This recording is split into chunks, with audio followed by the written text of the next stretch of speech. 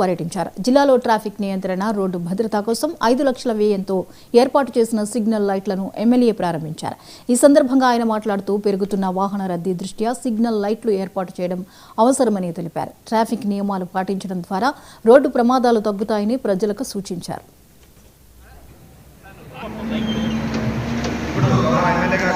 రోజుకు 500 మంది యాక్సిడెంట్ అయి చనిపోతా ఉన్నారు. అంటే దాదాపు 2000 మంది పర్ డే ఏదో రకంగా ప్రమాదానికి గురై కాలు ఇరగడమో, చేయి ఇరగడమో, లేకపోతే సీరియస్ యాక్సిడెంట్ అయి హాస్పిటల్లో పాలవుతా ఉన్నారు. అంటే ట్రాఫిక్ సిగ్నల్ అనేది చాలా ఇంపార్టెంట్. ఇదే కూడారం చివరస్తారా గతంలో కూడా యాక్సిడెంట్ అయి చనిపోయిన వాళ్ళు ఉన్నారు, యాక్సిడెంట్ అయి కాళ్ళు చేతులు కోల్పోయిన వాళ్ళు ఉన్నారు. కాబట్టి వాళ్ళ ఇది రష్ పెరిగింది, జనాభా కూడా మన అంతకుముందు ఇప్పుడు చూసుకుంటే పెద్దపల్లి జిల్లా కేంద్రమైన తర్వాత దినదినం ఈ ఏరియా అంతా కూడా రద్దీతోని కూడుకున్నటువంటి ప్రాంతం అయింది. కాబట్టి ఇక్కడ ఇవాళ మనం సిగ్నల్స్ ఏర్పాటు చేసుకోవడం అనేది ఒక మంచి పరిణామం. మరి దీనికి కృషి చేసినటువంటి డీసీపీ గారికి, ట్రాఫిక్ ఏసీపీ శ్రీనివాస్ గారికి, సిఐ అనిల్ గారికి, ఎందుకంటే ఒక మంచి కార్యక్రమం, దాని నిధులు వస్తాయి కానీ దాని ఆలోచన అనేది చాలా ఇంపార్టెంట్ విషయం.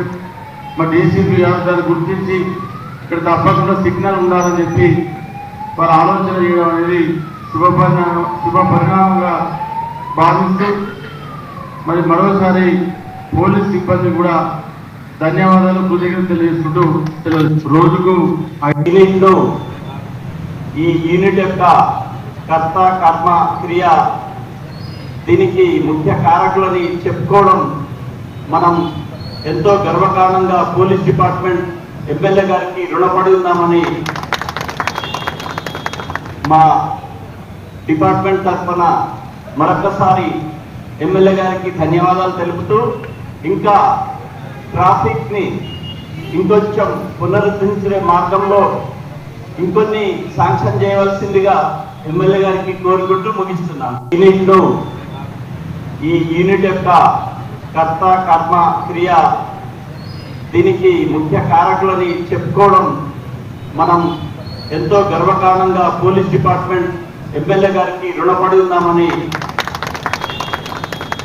మా డిపార్ట్మెంట్ తరఫున మరొకసారి ఎమ్మెల్యే గారికి ధన్యవాదాలు తెలుపుతూ, ఇంకా ట్రాఫిక్ని ఇంకొంచెం పునరుద్ధరించే మార్గంలో ఇంకొన్ని శాంక్షన్ చేయవలసిందిగా ఎమ్మెల్యే గారికి కోరుకుంటూ ముగిస్తున్నాను. ఈ యూనిట్ యొక్క కర్త కర్మ క్రియ దీనికి ముఖ్య కారకులని చెప్పుకోవడం మనం